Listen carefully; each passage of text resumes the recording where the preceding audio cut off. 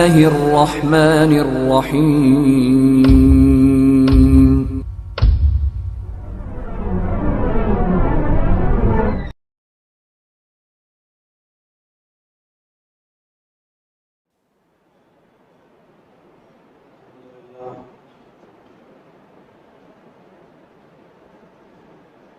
الحمد لله نحمده ونستعينه ونستغفره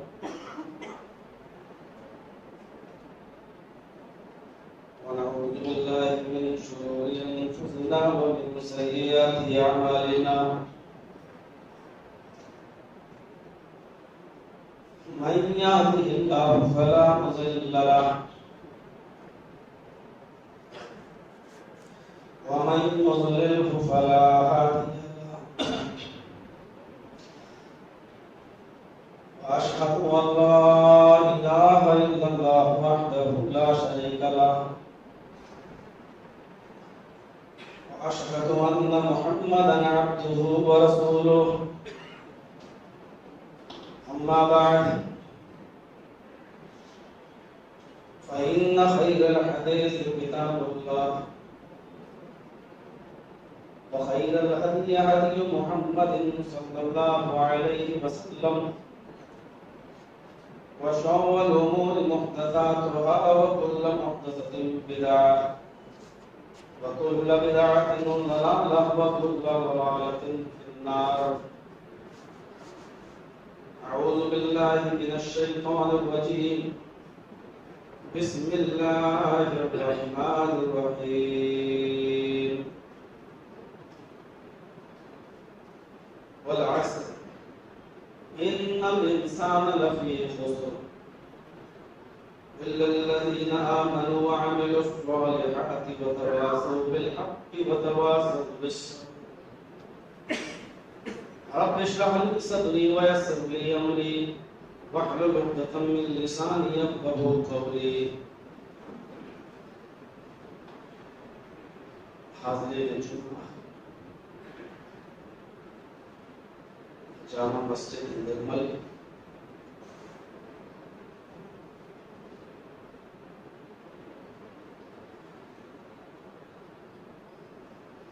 جمعہ کا خطبہ بہت ہی مختصر اور چھوٹا ہوتا ہے اور ہونا بھی چاہیے. نبی اکرم صلی اللہ علیہ وسلم کی حدیث بھی یہی ہے، آپ کا حکم بھی یہی ہے، بلکہ عقل مندی اور دانش مندی کا پہلو بھی آپ نے یہی بتایا ہے کہ عقل مند ہے اور دانش مند ہے وہ خطیب جو جمعہ کا خطبہ لوگوں کی ضروریات کو سامنے رکھتے ہوئے مختصر.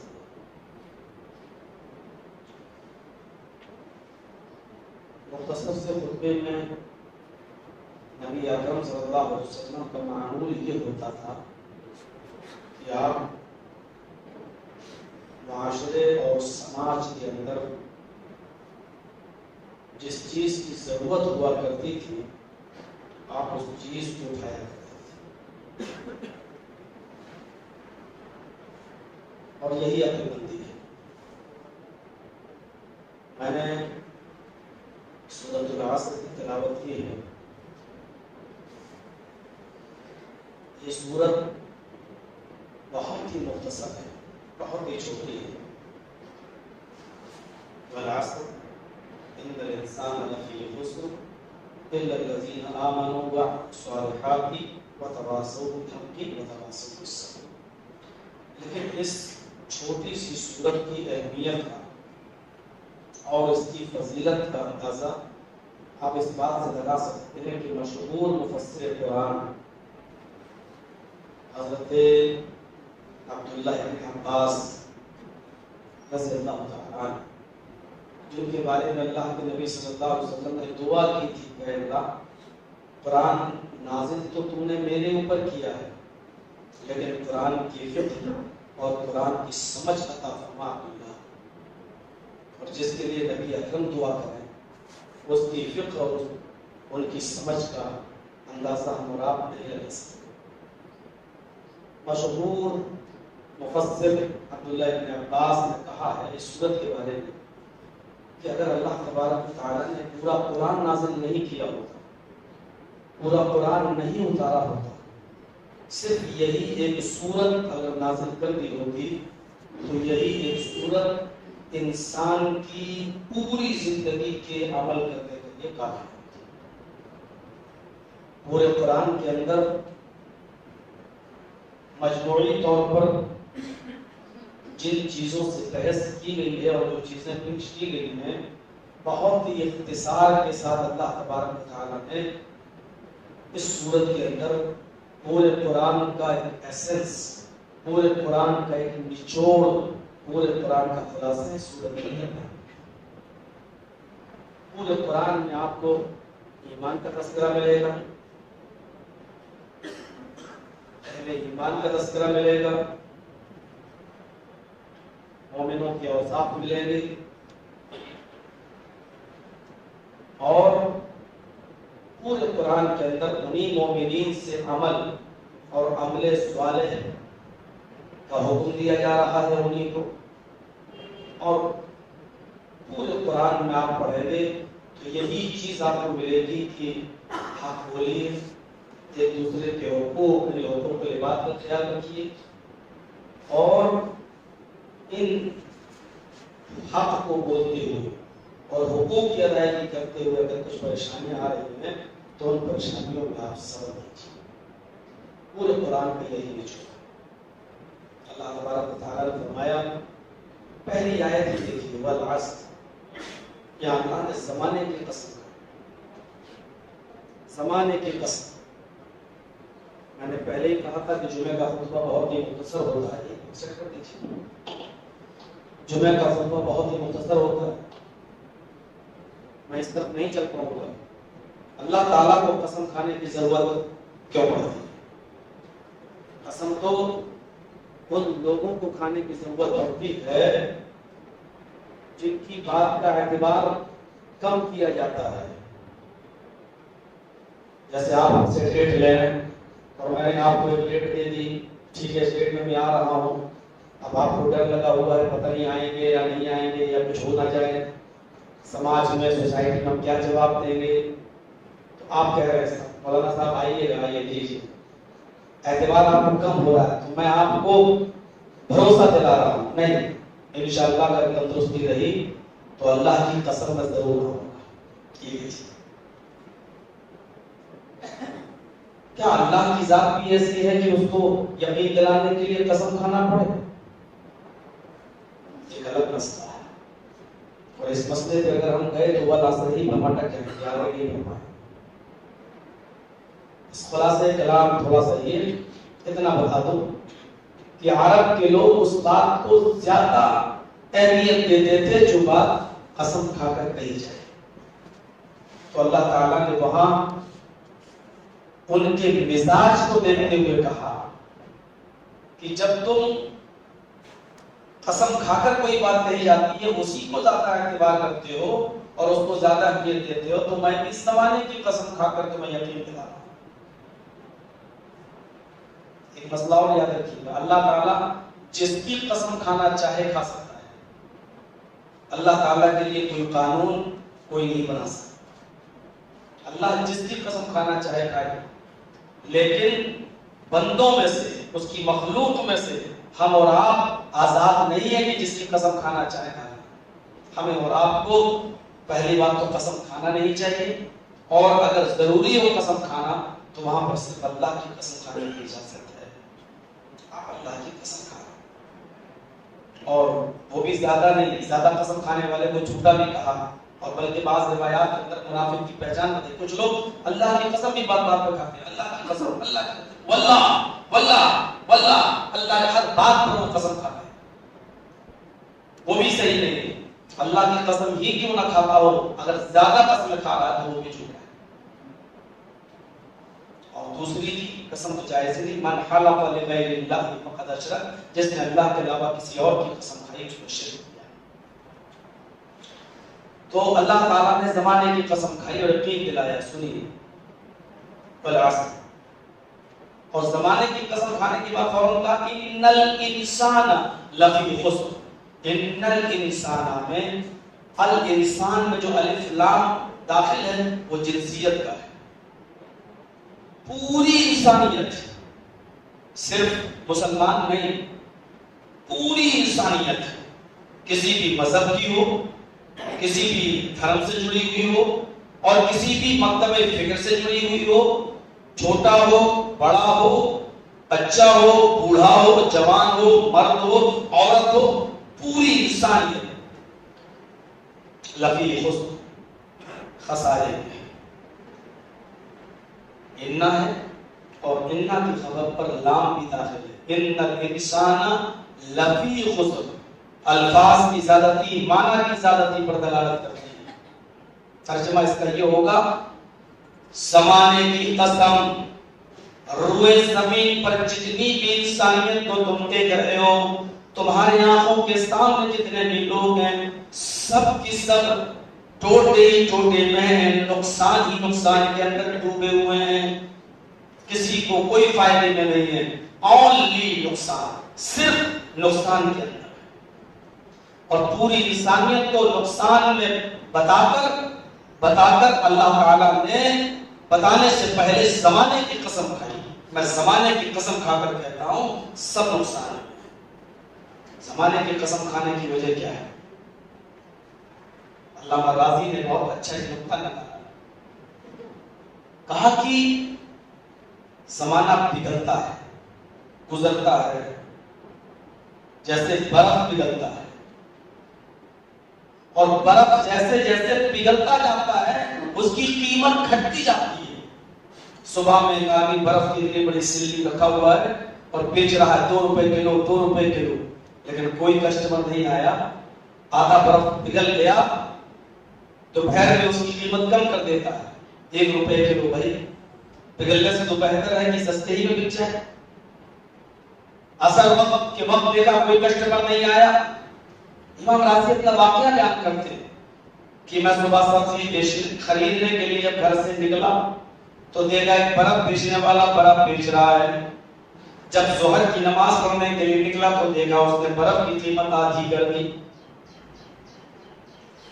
عصر کی نماز پڑھنے کے لیے جب میں گھر سے مسجد کی طرف نکلا تو اس نے اس کی قیمت آدھی سے آدھی کر دی۔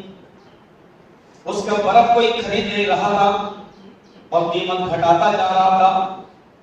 مغرب کی نماز پڑھنے کے لیے جب میں گھر سے نکلا تو میں نے دیکھا کہ جب نماز مغرب پڑھ کر میں واپس آیا تو وہ چیخ رہا تھا کہ اے لوگوں ایسے ہی فری میں میرا برف لے جاؤ، کم سے کم تمہاری بیوی اور بچے کم سے کم ٹھنڈا پانی پی لیں گے، پشت دعا دیں گے، میرا برف بیکار ہونے سے پگھلنے سے دھلنے سے بہتر ہے کہ کسی کے پیٹ میں پڑ جائے، بیکار ہونے سے کیا فائدہ، تو وہ فری میں بیچ رہا، فری میں دے رہا تھا، لے جاؤ۔ امام راضی علامہ راضی کہتے ہیں جب میں اپنے گھر آیا میرا معمول تھا عشاء کی نماز پڑھنے کے بعد قرآن کی چند آیتیں پڑھنے کا، اس کے بعد سونے کا۔ میں جب قرآن پڑھنے لگا سونے سے پہلے تو میں اسی قرآن کی سورت پر گزر ہوا میرا وَالْعَصْرِ إِنَّ الْإِنسَانَ لَفِي خُسْرٍ، زمانے کی قسم روئے زمین پر جتنی بھی انسانیت ہے ساری کی ساری انسانیت نقصان میں ڈوبی ہوئی ہے۔ میں سمجھ گیا کہ اللہ نے انسانیت کو نقصان میں بتایا تو زمانے کی قسم کیوں کھائی؟ جس طرح زمانہ گزرتا جاتا ہے، جس طرح برف گزرتا ہے، پگھلتا جاتا ہے، گھلتا جاتا ہے، اس کی قیمت گھٹتی جاتی ہے، اسی طریقے سے انسان بھی ایک دن، دو دن، ایک ہفتہ، 2 ہفتہ، 1 مہینہ، 2 مہینہ، 1 سال، 2 سال اپنی زندگی کو کم کرتا چلا جا رہا ہے۔ میں ایسا آیا تھا پروگرام میں 2-4 سال 5-6 سال پہلے، ہمیں یاد نہیں اچھی طریقے سے۔ اس مرتبہ آپ کے علاقے میں پھر آیا ہوں، ایریا وہی ہے۔ ہمارا یہاں آنا اور پہلے کا آنا اور اتنے وقفے کے بعد دوبارہ آنا یہ بتا رہا ہے کہ جرجی صاحب آپ اپنی زندگی کے 5-6 سال ختم کر چکے ہیں، اور جن لوگوں نے 5-6 سال پہلے مجھے سنا تھا اور آج وہ یہاں اگر ہیں تو ان کی زندگی یہ بتلا رہی ہے کہ وہ بھی اپنی زندگی کے اتنے دن ختم کر چکے ہیں جو لوٹ کر دوبارہ نہیں ملیں گے. یہ بگڑ چکے ہیں, یہ بھول چکے ہیں. آج جو جمعے کو میں یہ خطبہ دے رہا ہوں یہاں پر, یہ خطبہ جمعہ مجھے دوبارہ دینے کو نہیں ملے گا. اگر ایک ہفتے تک میں آپ کا مہمان بن کے رہ بھی گیا اور اگلا جمعہ میں نے پڑھا بھی دیا, خطبہ دے بھی دیا, تب بھی واللہ یہ خطبہ نہیں ہوگا جمعے کا, کیونکہ دوسرا خطبہ جو میں آپ کے سامنے دوں گا وہ خطبہ یہ میسج دے رہا ہوگا کہ جرجی صاحب آپ اپنی زندگی کا 1 ہفتہ کم کر چکے ہیں. تو جیسے برف کھدتا جاتا ہے ایسے زندگی کھدتی جا رہی ہے اور انسان نقصان کے قریب نقصان میں. ہماری زندگی جب کھل رہی ہے, پگھل رہی ہے, تو ہم 2 چیزوں میں سے کسی ایک چیز کے قریب ہو رہے ہیں. ہماری زندگی کم ہوتی جا رہی ہے, 4 سال 5 سال جو ہم نے کم کر دی ہے, اس کا مطلب یہ ہے کہ ہم اتنے قبر کے قریب ہو گئے ہیں. ہم یہاں دن گزارتے جا رہے ہیں اور وہاں قبر کے اتنے قریب ہوتے جا رہے ہیں.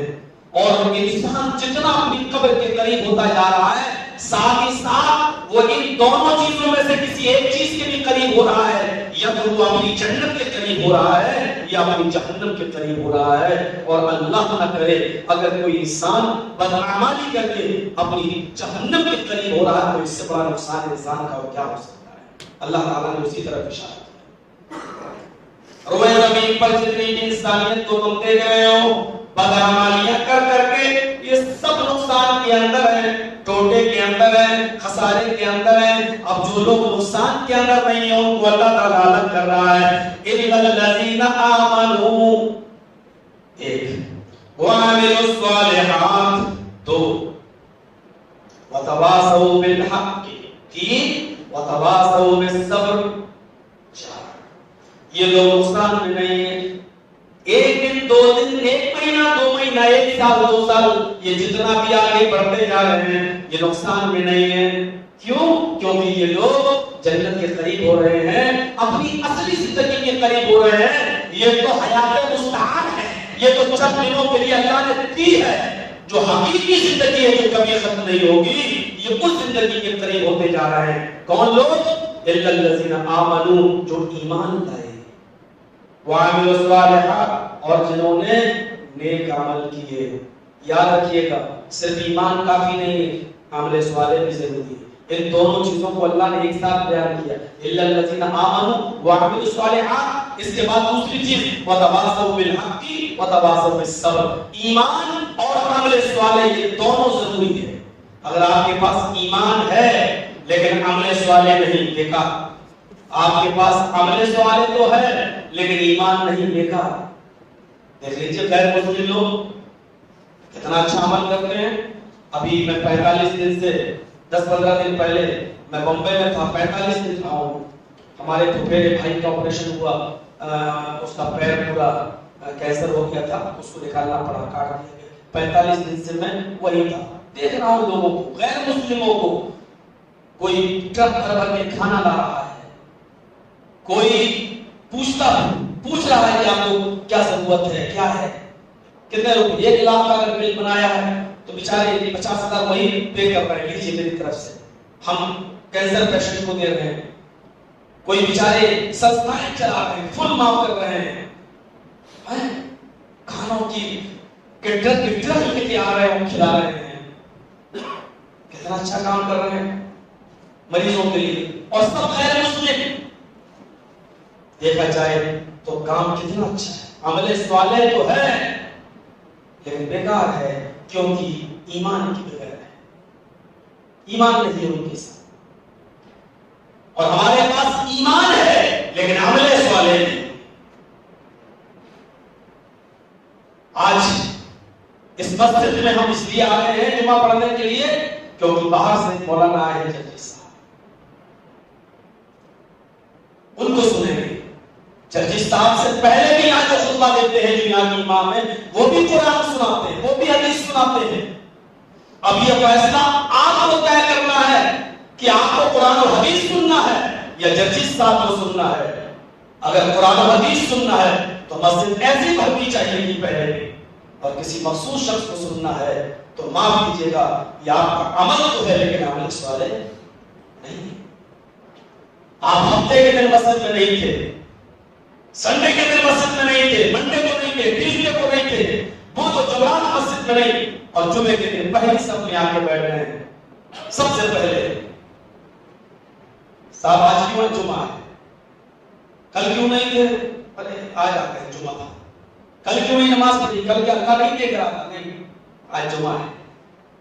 بہت زندگی تو یہ جواب ملا، ارے یار اگر جمعہ بھی نہیں پڑھیں گے تو لوگ کیا کہیں گے کہ کتنا کمینہ انسان ہے، کتنا مکار ہے، کتنا بدعمل ہے، وہ جمعے تک کی نماز نہیں پڑھتا. لیجیے جواب کیا مل رہا ہے کہ لوگ یہ کہیں گے کہ وہ جمعہ تک نہیں پڑھتا ہے. اس کا مطلب یہ ہوا کہ آپ نے ایک وقت کی نماز بھی پڑھی، صرف جمعے کو، وہ بھی اللہ کے لیے نہیں پڑھی، وہ بھی لوگوں کے کام سے بچنے کے لیے. اور حدیث میں اللہ کے رسول نے کیا فرمایا؟ من صلی یرائی فقد اشرک، جس نے دوسرے کو دکھانے کے لیے نماز پڑھی اس نے شرک کیا. یہ رکوع اور سجدہ بھی ہمارا شرک میں لکھا ہے. ہم اپنے عمل کا جائزہ، ایمان تو ہے لیکن عمل سوالے نہیں. دونوں ضروری ہے. ایمان اور عمل سوالے کی حیثیت یہ ہے موبائل اور سم. آپ کے پاس موبائل نہیں ہے لیکن سم ہو، سم میں 1 لاکھ روپے کا بھی بیلنس ہو، لیکن اکیلی اور خالی سم بیکار ہے، کوئی کام کی نہیں. آپ کے پاس موبائل بہت مہنگا کیوں نہ ہو یا سستا ہی کیوں نہ ہو لیکن سم نہیں ہے تو وہ موبائل نہیں بیکار ہے. لیکن 1 لاکھ کا موبائل ہے صاحب، ایپل کا موبائل ہے مولانا صاحب، 1 لاکھ کا خریدا، کرتے رہیے ہیلو ہیلو، نہیں آواز چاہیے. کیوں؟ موبائل تو ہے لیکن سم نہیں ہے.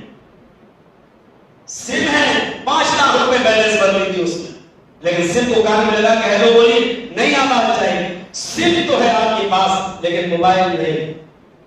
موبائل کے لیے سم ضروری، سم کے لیے موبائل ضروری. ایمان کے لیے عمل صالح ضروری اور عمل صالح کے لیے ایمان ضروری. اگر یہ دونوں چیزیں ہمارے ساتھ ہیں تب ہم کامیاب ہیں. الا الذين آمنوا وعملوا الصالحات، یہ لوگوں کو کہا کہ یہ لوگ خسارے اور نقصان میں نہیں ہیں جو ایمان لائے اور جنہوں نے عمل صالح کیے. اور ایمان کی طرح میرے بھائیوں، ایمان کا سب تقاضا تو یہ ہے کہ دنیا ہمیں دیکھ رہی ہے نہیں دیکھ رہی ہے لیکن میرا رب تو مجھے دیکھ رہا ہے. ایمان کا صحیح تعارف تو اللہ کے نبی صلی اللہ علیہ وسلم نے اس طرح کرایا تھا، تعبد اللہ کأنک تراہ. جب عبادت کے لیے کھڑے ہو جاؤ تو یہ سوچ لو گویا کہ تم اللہ کو دیکھ رہے ہو، اور اگر یہ تصور نہ کر سکو تو یہ سوچ لو فإن لم تکن تراہ فإنہ یراک، تو یہ تصور کر لو کہ وہ تمہیں ضرور دیکھ رہا ہے. جب تم یہ سوچو گے اللہ دیکھ رہا ہے تو نماز اچھی ہو، کوئی گناہ تو قریب نہیں جاؤ گے. شراب کی بوتل آپ کے ہاتھ میں نہیں، ماں باپ نہیں دیکھ رہے تو کیا ہوا؟ اللہ تو دیکھ رہا ہے. یہ تصور ہمارے دل میں آ جائے. اتنا بھی تصور نہیں اللہ کا. سگریٹ پیتے ہوئے جا رہے سامنے باپ آ گئے، جب اسے پوچھائی پھینکی پیچھے، باپ کا اتنا ادب ہے، باپ کا اتنا احترام ہے، بڑے بھائی کا اتنا ادب احترام ہے کہ اس کے سامنے ہم سگریٹ پینے کی ہمت نہیں کرتے. نوجوانوں، جب باپ کا بڑے بھائی کا اتنا احترام کرتے ہو پھر اللہ رب العالمین کی نظروں کے سامنے، اس کی نگاہوں کے سامنے شراب کے جام کیسے پی لیتے ہو، چوریاں کیسے کر لیتے ہو، زنا کے رنگوں پہ کیسے ہم چلے جاتے ہیں، شراب نوشی ہم کیسے کر لیتے ہیں، جھوٹ کیسے بول لیتے ہیں، غیبتیں کیسے کر لیتے ہیں. جتنا ادب و احترام اور جتنا ڈر ہم نے ماں باپ کو بڑے بھائی کو دیا ہے، اللہ رب العالمین کو اتنی بھی ہم نے اہمیت نہیں دی ہے. اس لیے اللہ تعالیٰ نے یہ نہیں کہا مجھ سے ڈرو، بلکہ یہ کہا ہے یا ایھا الذین آمنوا اتقوا اللہ حق تقاتہ، اللہ سے ڈرو جیسا کہ اس سے ڈرنے کا حق ہے. ڈرو نہیں، جیسے حق ہے ڈرنے کا اس طرح ڈرو.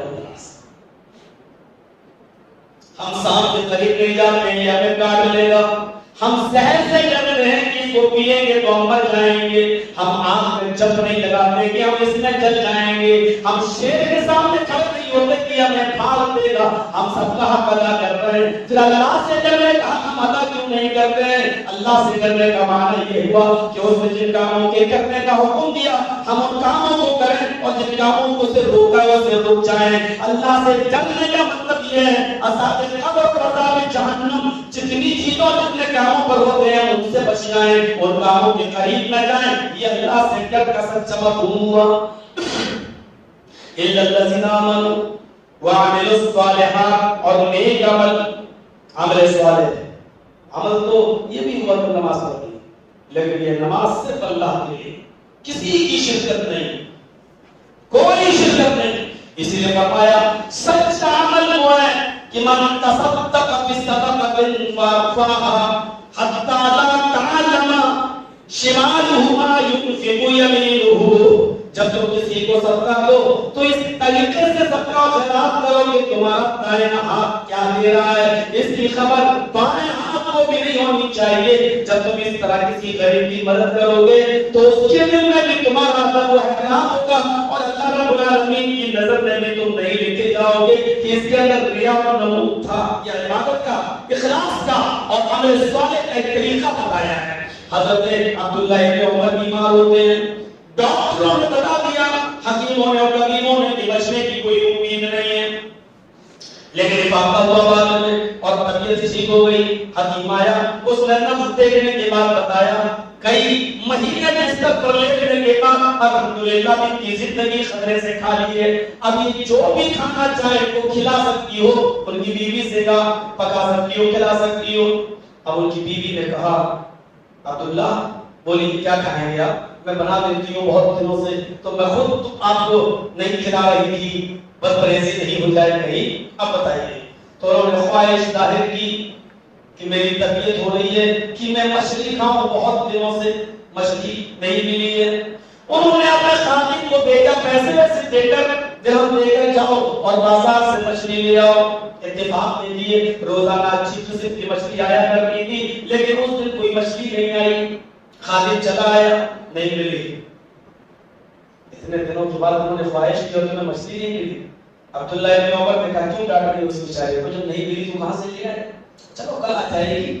دوسرے دن بھی نہیں ملی، تیسرے دن بازار میں مچھلی آئی، خادم لے آیا، بیوی نے اچھی طریقے سے اس کو دھویا، کاٹا، بنایا، اچھی طریقے سے اس کو پکانے کے بعد مچھلی اور پراٹھا ان کے بستر پر لگا دیا، ان کو اٹھایا، اور جیسے ہی پراٹھے کا لقمہ توڑا اور اس میں مچھلی لگا کر ان کے منہ تک لے جاتی ہے، اپنے شوہر کو کھلا رہی ہے۔ اتنے میں دروازے پر آواز آتی ہے شیئا للہ، اللہ کے نام پر مجھے کچھ دے دو، میرے بچوں نے کئی دن سے کھانا نہیں کھایا۔ عبداللہ ابن عمر نے وہ روٹی کا لقمہ اپنی بیوی کا ہاتھ پکڑ کر دسترخوان پر رکھوا دیا، کہا بیوی یہ پورا کا پورا کھانا لے جاؤ اور اس سائل کو دے دو، اس فقیر کو دے دو۔ کہنے لگی میں نے آپ کے لیے بنایا ہے۔ ٹھیک ہے کوئی بات نہیں، پھر کبھی مل جائے گا، لیکن اس نے کہ بچوں نے کئی دن سے کھانا نہیں کھایا۔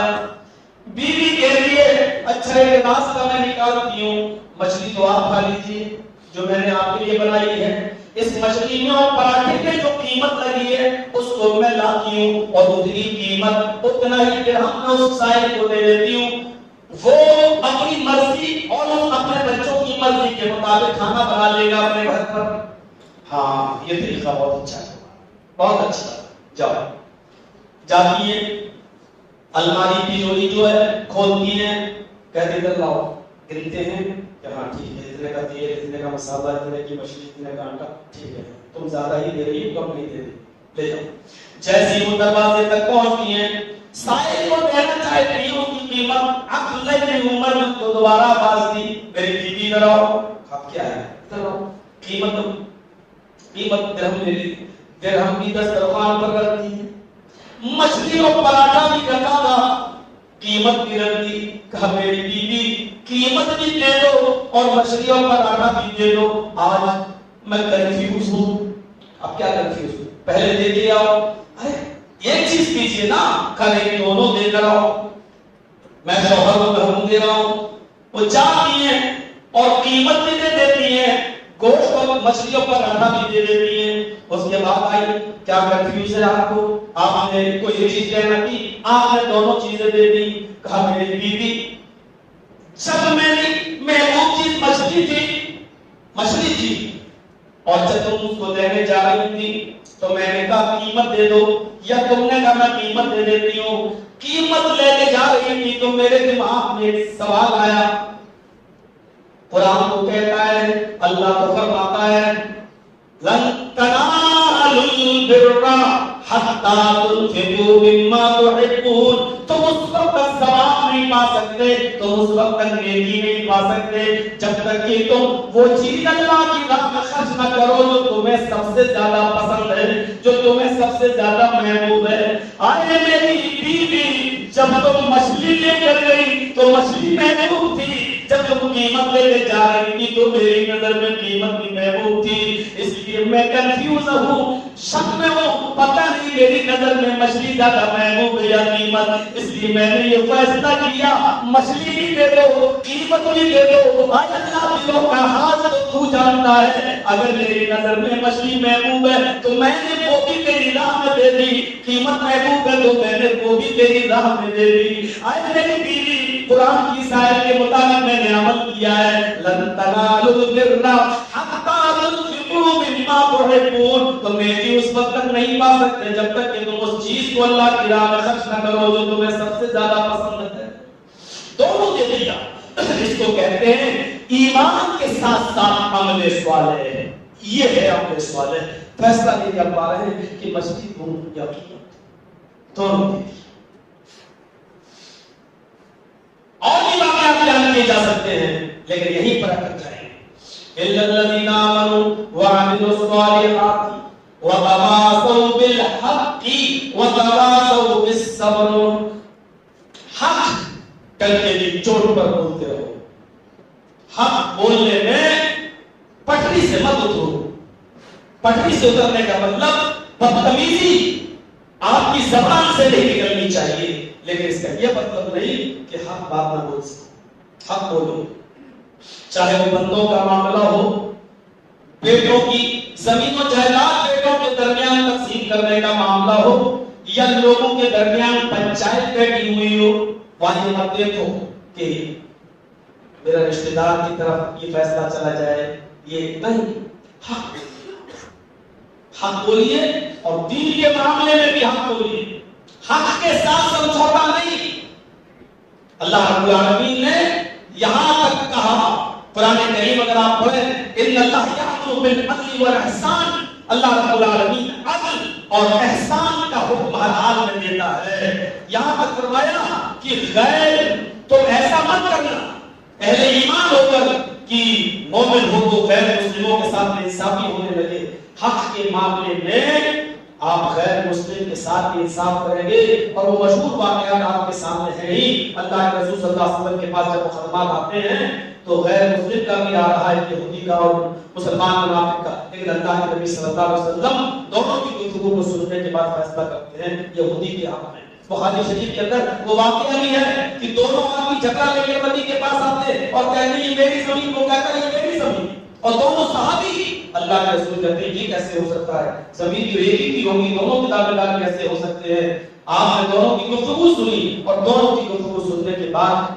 آپ کو یہ محسوس ہوا کہ ایک آدمی زیادہ بولنے والا ہے، ایک آدمی کم بولنے والا ہے، ایک آدمی بڑا بولتا چلا جا رہا ہے اور دوسرا آدمی اپنی بات صحیح سے کہہ نہیں پا رہا ہے۔ جو آدمی زیادہ بول رہا ہے وہ اپنی بات سمجھانے میں سक्षم ہے، اچھی طریقے سے بتا لے گیا، اور جو بیچارہ کم بولنے والا ہے وہ اپنی بات صحیح سے سمجھا نہیں پا رہا ہے۔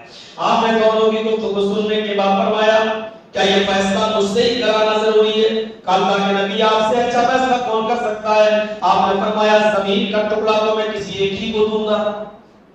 تم دونوں کی گفتگو سننے کے بعد اللہ کے نبی ہم چوں نہیں کریں گے، آپ جس کو بھی دینا چاہیں دے دیں، ہم نے اپنی بات کہہ دی، اس نے اپنی بات کہہ دی، اب آپ کو جس کی زمین لگتی ہے اس کو دے دیجئے۔ نبی اکرم فیصلہ کرنے سے پہلے کیا کہتے ہیں؟ سنو میں فیصلہ تو کرنے جا رہا ہوں، تم تمہاری بات زیادہ سمجھ میں آ رہی ہے، تمہاری بات کم سمجھ میں آ رہی ہے.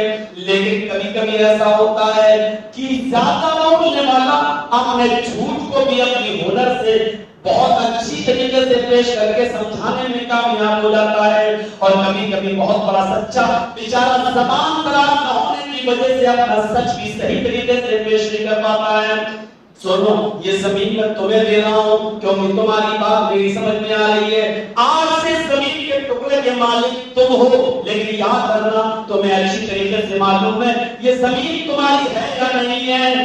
اگر میں نے غلط فیصلہ کیا ہے، اگر میں فیصلہ کرنے میں غلط ہو گیا ہوں اور میں نے اس کا حق مان کر اگر میں تمہیں تمہاری زبان دارازی کی وجہ سے یہ ٹکڑا دے رہا ہوں تو اتنا یاد رکھنا میں تمہیں زمین کا ٹکڑا نہیں دے رہا ہوں، فَإِنَّمَا هِيَ قِطْعَةٌ مِنَ النَّارِ، میں تمہیں جہنم کا ٹکڑا دے رہا ہوں. فَلْيَأْخُذْهَا فَلْيَتْرُكْهَا، چاہو تو اسے لے لو یا اسے چھوڑ دو. اتنا کہنا تھا. وہ صحابی جس کو زمین کی چیخ پڑے، اے اللہ کے رسول یہ زمین میری نہیں ہے، میں کسی کو دے رہا ہوں، آپ کسی کو دے دیجئے، زمین کا مالک میں نہیں. یہ جو کم بولنے والا تھا ادھر سے یہ بھی چیخ پڑا، اے اللہ کے رسول یہ جھوٹ بول رہا ہے، یہ زمین اسی کی ہے، کسی کو دے دو، مجھے نہیں چاہیے، یہ زمین میری نہیں ہے. پڑھیے بخاری شریف کی شرح میں فتح الباری حافظ احمد ابن حجر الاسقلانی لکھتے ہیں دونوں نے وہ زمین چھوڑ دی، کسی نے نہیں کی، وہ کہتا میری نہیں، وہ کہتا میری نہیں. بعد میں دونوں نے مل کر وہ زمین اللہ کے نبی کو دے دی. آج تک فیصلہ نہیں ہو سکا کہ ان دونوں میں سے وہ زمین کس کی تھی، اور اللہ تعالیٰ نے بھی محمد رسول اللہ کو نہیں بتایا کہ وہ زمین کس کی تھی. کہ بعد میں کسی صحابی پر یہ الزام نہ لگنے لگے کہ یہ امانت میں خیانت کرتا تھا یا یہ بھی بے ایمان تھا. دونوں نے اپنی اپنی زمینیں دے دی اور اللہ کے رسول صلی اللہ علیہ وسلم نے اس زمین کو بیچ کر اس کے پیسے کو، اس کی رقم کو کسی دین کے کام میں لگا دیا. میرے بھائیوں، یہ حدیث اور نبی کا فیصلہ یہ بتا رہا ہے کہ اگر غلط فیصلہ میں دے دوں تو میرا فیصلہ بھی کسی ناحق کو حقدار نہیں بنا سکتا ہے اور کسی حقدار کا حق نہیں مار سکتا ہے. اس لیے دنیا کی عدالتوں سے اگر پراپرٹی اور زمین و جائیداد کی ڈگری مل گئی ہو تو یہ مسئلہ دنیا کی آخری فیصلہ ہے. یہ یاد رکھنا مالک یوم الدین، قیامت کے دن کا مالک ایک اور بیٹھا ہے جو مالکوں کا مالک ہے، اور سچا فیصلہ اس کے دربار میں ہوگا، سچا فیصلہ اس کے دربار میں ہوگا. تو ان الذین آمنوا وعملوا الصالحات وتواصوا بالحق، حق بات اور سب سے بڑی حق بات وہ ہے جو ذمہ دار کے سامنے کہہ دی جائے، بادشاہ کے سامنے کہہ دی جائے، خلیفہ کے سامنے کہہ دی جائے. جیسے حضرت انس رضی اللہ تعالیٰ عنہ نے، انس بن مالک نے بہت لمبا زمانہ پایا، یہاں تک کہ ابو بکر کا زمانہ، عمر بن خطاب کا زمانہ، عثمان غنی کا زمانہ، حضرت علی کا زمانہ، بہت سے زمانے پائے، یہاں تک کہ عمر بن عبد العزیز کا زمانہ بھی پایا.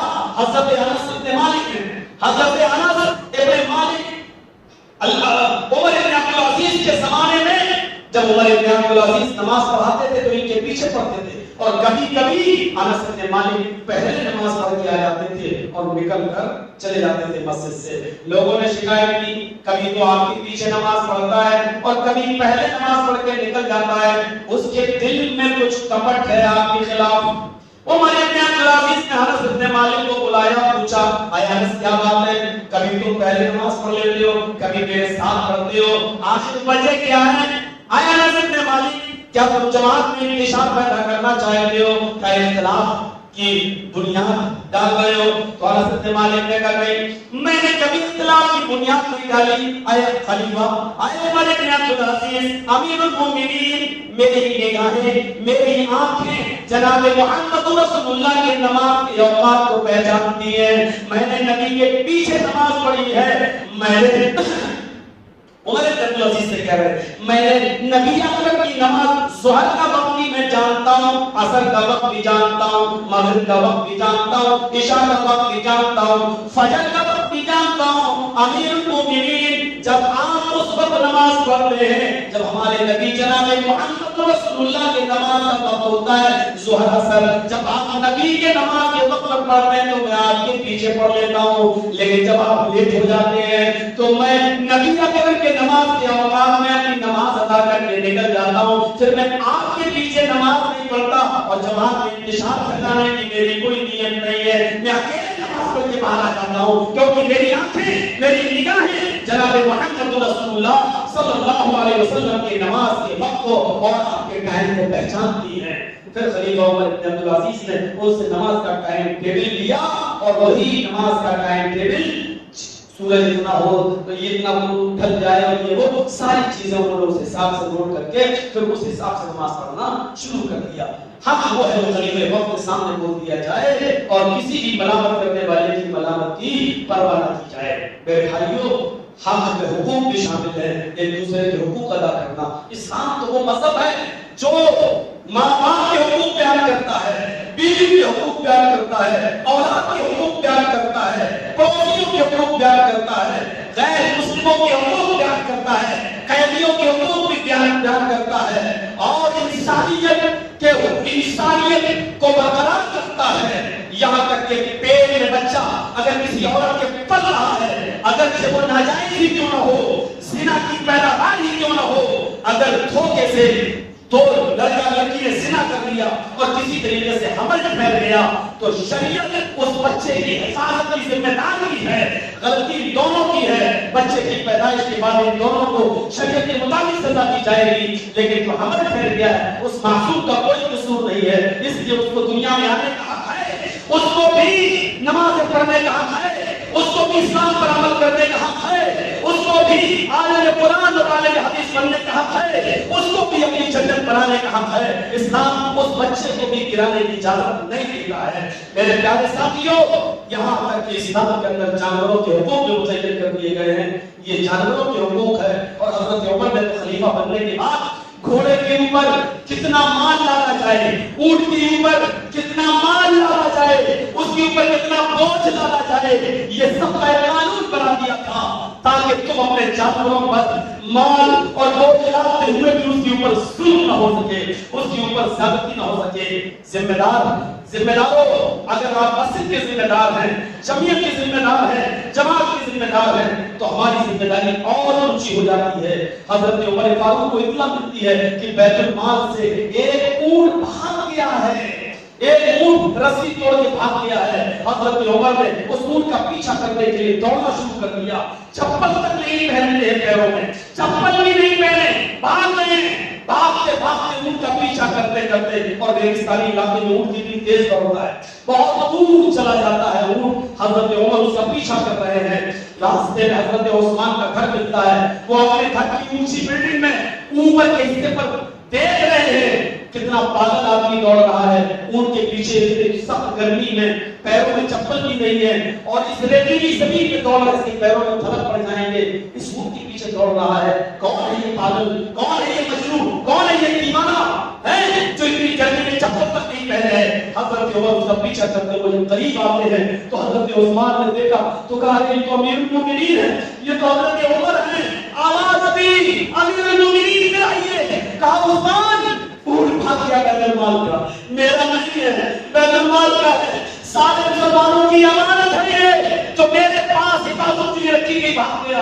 حضرت عثمان مسکرا کر کہتے ہیں امیر المومنین، میں اپنے غلاموں کو بھیج دیتا ہوں، میں اپنے خادموں کو بھیج دیتا ہوں، ابھی پکڑ کر لاتے ہیں، آپ ادھر آئیے، پانی پیجیے، الفاظ دیکھیے، الفاظ تاریخ خطیب کے، الفاظ دیکھیے تاریخ طبری کے، الفاظ دیکھیے البدایہ والنہایہ حافظ ابن کثیر کے۔ میرے بھائیوں، حضرت عمر فاروق نے کہا عثمان، تیرا پانی تجھے مبارک، تیرا پانی تجھے مبارک، تیرا پانی باہر لے جائے، اپنا پانی اپنے پاس رکھ، اگر یہ اونٹ غائب ہو گیا تو قیامت کے دن میں اپنے رب کو کیا منہ دکھاؤں گا۔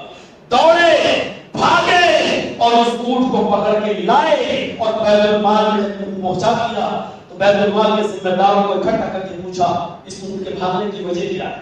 اونٹ کو کیا چارہ کم کھلاتے ہو، دانا کم دیتے ہو، کیا وجہ ہے؟ تو ایک خادم نے بتایا بیت المال کے، اس اونٹ کی تم اٹھا کر دیکھیے امیر المومنین، اس کی لیٹرین کے راستے میں زخم ہو گئے ہیں، اس زخم کی تکلیف برداشت نہیں کر پاتا۔ حضرت عمر نے جب تم اٹھائی تو دیکھا کہ اس میں زخم ہے اور خون بہ رہا ہے۔ حضرت عمر فاروق نے طبیبوں سے اس کا علاج پوچھا، لوگوں نے جڑی بوٹیاں بتائیں، जंगल में खुद जाते हैं, जड़ी बूटियां तोड़ते हैं, उसको खुद पीसते हैं और उसको अपने हाथ से लेकर ऊंट की दुम उठाकर लेकिन के रास्ते में ऊंट का मरहम अपने हाथ से जड़ी बूटी लगाते हैं और कहते हैं अल्लाह जो मेरे प्यार है वो मैं कर रहा हूँ और जो मेरे प्यार में नहीं है उस पर मेरा मुआवजा मत करना, उस पर मेरा सवाल मत करना, उस पर मुझसे सवाल जवाब मत करना। अल्लाह ऊंट की खिदमत करना, ऊंट की दवा मरहम पट्टी करना ये मेरे प्यार में मैं कर रहा हूँ, लेकिन ऊंट अगर जख्म की तकलीफ से भाग रहा है तो ये मेरे प्यार में नहीं है। अल्लाह इस पर मेरा मुआवजा मत करना। अपनी जिम्मेदारी को समझना ये सबसे बड़ी अमानतदारी है और दीनी अमानतदारी सिखाई जानवर करके हुकूक हम यहाँ की जो हम बात करने की चोट पे बोलते हैं और एक दूसरे के हुकूक का ख्याल रखते हैं। और आखिरी चीज जो हम बोलेंगे परेशानी आएगी, मुसीबतें आएंगी। अब लोग इस तरीके से खुतबे देने लगे और तकरीरें होने लगे कि ये सोचे कि किसी को बुरा ना लगे तो माफ कीजिए ये समझौता है, ये एग्रीमेंट है, समझौता है। ना हम तुम्हारे खिलाफ बोलेंगे ना आप हमारे खिलाफ, ये एग्रीमेंट है। लेकिन ऐसा हो नहीं सकता है। हम बोलोगे तो परेशानी तो आएगी, सच बोलोगे तो सुनना तो पड़ेगा ही, जेलों में भी जाना पड़ सकता है। मुसीबतें इस मिंबर के ऊपर खड़े होकर हजरत बिलाल की परेशानियों को बयान करने का हक सिर्फ उसका है जो अपने ऊपर की उन परेशानियों को बर्दाश्त करने का कलेजा अपने अंदर भी रखता हो, दिल मुर्दा अपने अंदर रखता हो, जो हजरत खुबैब की तरह आने वाली परेशानियों को बर्दाश्त करने का दिल, कलेजा और गुर्दा अपने अंदर रखता हो, तब तो तौहीद की दावत इस मिंबर पर खड़े होकर दे। वरना उससे तो तौबा भली है, राजी रहे रहमान भी और खुश रहे शैतान भी। न हम तुम्हें नाराज करेंगे न हम तुम्हें नाराज करेंगे, तुमसे भी हमारे ताल्लुकात है और आपसे भी हमारी अच्छी बनती है। यही तो आजकल सियासत है, यही तो राजनीति का एक हिस्सा पार्ट बन चुका है। इसी का नाम देख रहे हो पार्लियामेंट के अंदर कैसे हरियाली और मगरमच्छ के आंसू बहाए जा रहे हैं। किसी की विदाई हो रही है और किसी की विदाई पर हरियाली और मगरमच्छ के आंसू बहाए जा रहे हैं। मुझे कुछ बोलने की जरूरत नहीं है, हमें तो परेशानियां उठाने और बर्दाश्त करने की आदत सी पड़ चुकी है, लेकिन तुमने उन परेशानियों को उठाया नहीं है। इसलिए मैं नहीं चाहता हूं कि तुम्हें उन परेशानियों में मुब्तला करके जाऊं। मेरे प्यारे साथियों, जरा तसव्वुर कीजिए, आज ये सियासत हो चुकी है कि कहीं 5000 गुजरात की सरजमीन पर कत्ल हो जाए और मर्डर हो जाए तो एक आंसू नहीं गिरता है। कभी सी और एनआरसी के चक्कर में फिरोजाबाद और शाहीन बाग पर गोलियां चल जाए और 50 मुसलमान मार दिए जाए, खत्म कर दिए जाए, तो वहां एक शब्द नहीं बोला जाता है। और किसी का एक कमरे से उसकी विदाई हो रही हो तो उस पर हरियाली के आंसू और मगरमच्छ के आंसू बहा दिए जाए। सियासत और राजनीति इतनी हद तक गिर सकती हो मेरे भाइयों, इसका तसव्वुर कभी नहीं किया गया था और न किया जा सकता है। अल्लाह रब्बुल आलमीन हमारे हुक्मरानों को अक्लमंदी दे और दानिशमंदी दे और उनकी आंखों में हमारा दर्द से निकलने वाले आंसू उनकी आंखों में पैदा फरमाए। हमारी हकीकी तकलीफ को समझने वाले जो बन जाएं, सिर्फ हरियाली आंसू नहीं, हमारे दर्द को हकीकी दर्द अपने दिल से समझने लगे, इतना काफी है। तो सब भी परेशानी आएंगी और सब हजरत सुमैया रज़ियल्लाहु ताला अन्हा का सबक कौन नहीं जानता है। मेरे प्यारे साथियों, जब तक छुपी थी इस्लाम छुपाई थी, लेकिन बाद में अबू जहल ने कहा सुमैया सुना है कि तू इस्लाम लाई। कहने लगी जब सुन ही लिया तो छिपाने की जरूरत क्या है, हाँ ले आई, एक मैदान में खड़ा कर दिया। सुमैया मोहम्मद के रब को छोड़, कहती हाशा व कल्ला, अब नहीं हो सकता, फिर सदा के लिए तैयार हो जाओ। हाँ हूं, इसका बेटा कहाँ है? कहा ढूंढो मत, मैं बताती हूँ फला जगह। अम्मार को बुलाया, इसका शौहर कहाँ है? फला जगह। यासिर को भी बुलाया, अम्मार और यासिर के हाथ पैर बांध दिए गए, सुमैया के हाथ पैर खुले हुए हैं। देखो ये तुम्हारा बेटा है, ये तुम्हारे शौहर है। क्या जानती है? नहीं मानोगी? नहीं। इस्लाम से इनकार, इस्लाम का इनकार, मोहम्मद रसूलुल्लाह की रिसालत का इनकार, तौहीद का इनकार नहीं करोगी? कहा नहीं। 2300 साल بتوں کی طرف لاکھوں مناؤ تو عزا کی طرف دوبارہ نہیں آؤ گی. کہتی ابو جہل بار بار کیوں غلط ہو رہا ہے, نہیں آؤ گی. کہا اس کے ہاتھ باندھ دو پیچھے سے ہاتھ باندھ دیے گئے. نیزہ لیا.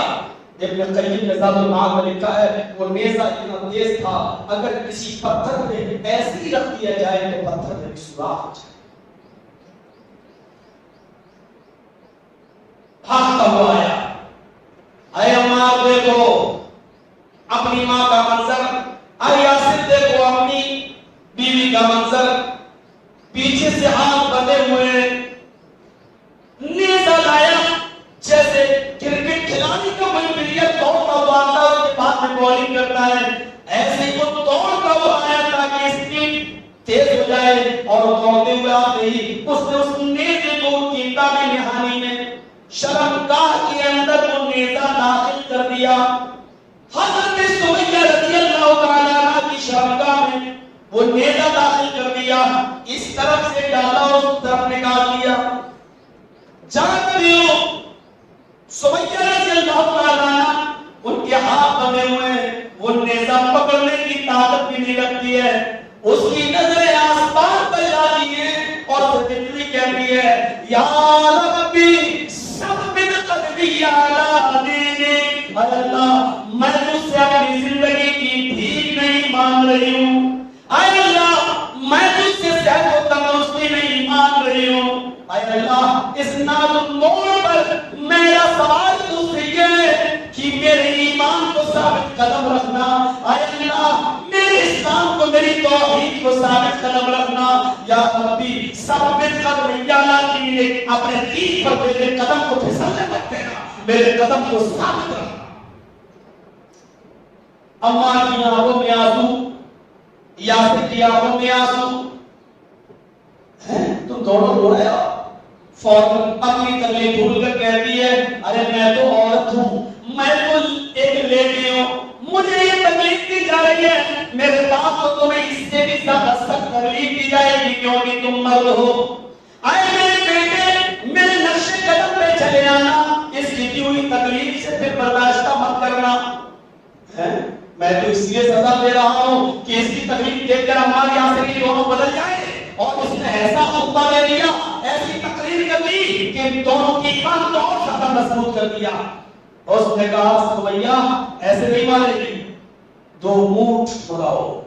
طقات ابن سعد نے طقات میں نقل کیا ہے 2 اونٹ بنائے گئے, ایک اونٹ کا چہرہ پورب کی طرف, دوسرے اونٹ کا چہرہ پشچم کی طرف کر دیا. ایک پیر سمیہ کا اس اونٹ سے باندھا جو پشچم کی طرف تھا, اور ایک پیر اس اونٹ سے باندھا جو پورب کی طرف تھا.